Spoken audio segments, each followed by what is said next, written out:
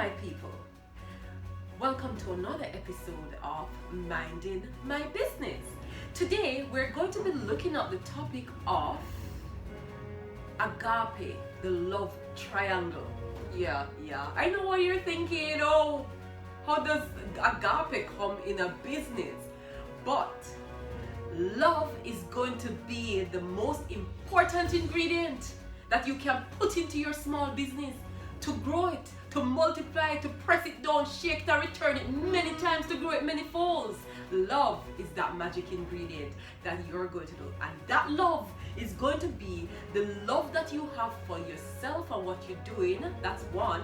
The love that you have for the people that you have to deal with, suppliers, customers, associates, family, whoever else. And the love for Almighty God. Do you see that? I'm not sure if I'm making the right triangle. So that three-way love is what is going to grow your business. So you need to practice love and let all your business principles and strategies and marketing plans. But how are some practical ways that you bring agape into your business? Let's say do unto others as you would have them do unto you becomes even more important in your business, not just at church. We geared our strategy and our customer service plans to ensure that everything reflected love, and for us that is like it invited this wind of favor, this wind of people just love us and want to do business with us because they believe that we had their best interest at heart.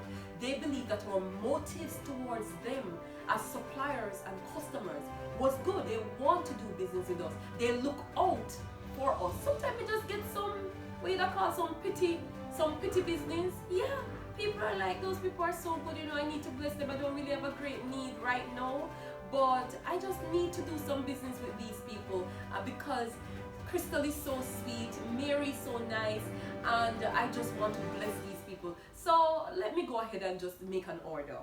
Tips: be virtuous. By that, be integrous when you deal with your suppliers, your customers, and other business associates. Be humble. Customers are going to complain, they're going to have faults, they're going to suggest a better way. We have grown so much from that, where customers would say, boy, why couldn't you print the thing so and so? I would have preferred it if it looked this way. Why not design the cover to look that way? At first, yes, it's going to rub your ego a wrong way, and knowing Chrissy was a lot of ego, not me. No, not me, that's Chris. But anyways, she may like, I'm the expert here, don't need to listen. But after time, we come down from the pride and come back to earth, the humility, to say, all right, let us try the customer's way. And I will tell you this, 99.999% of the growth that we have had in Crystal Camera Designs is due to a customer saying, being unhappy with what they got, or coming to say, well, if you offer books, why not offer some brochures to go with the book? And we weren't thinking about that. And we're like, okay, all right, there's a need. If this person have it, maybe they're not being so picky and miserable. Maybe that could be an area that we could expand in. Trust me, we have followed customers' criticisms, and customers' comments to have grown our business to expand in different areas. Before humility comes honor, according to Proverbs. So if you're not humble, you cannot become honorable.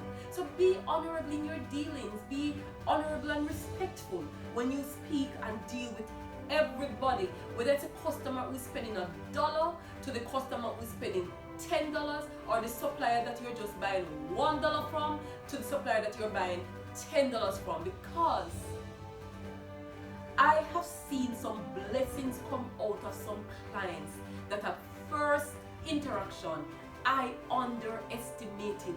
Trust me, it's not the people that come and say, boy, just give me this for $5. No, because I'm going to bring a lot of business for you or whatever. No, but I'm going to come back. It's the customers who come in quietly and say, how much for this business card? And you say $10. And they say, well, that's the best price you can give. And I say, all right, I'll give you for $9.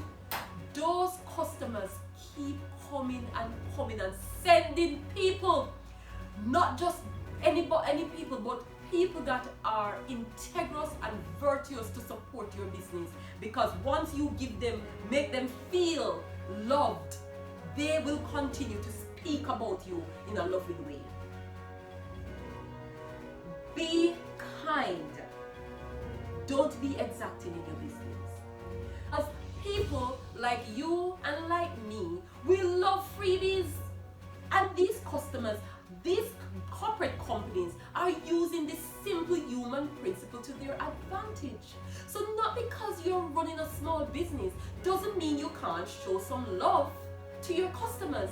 Here at Crystal Cameron Designs, we have periods where we give away 4 free items, where when the customer come in, we look what best free item would best suit them. So we give them a free gift, or it's a free design, or it's free delivery, or it's a free setup of their job to print. So do unto others as you would have them do unto you. That's the first principle of love.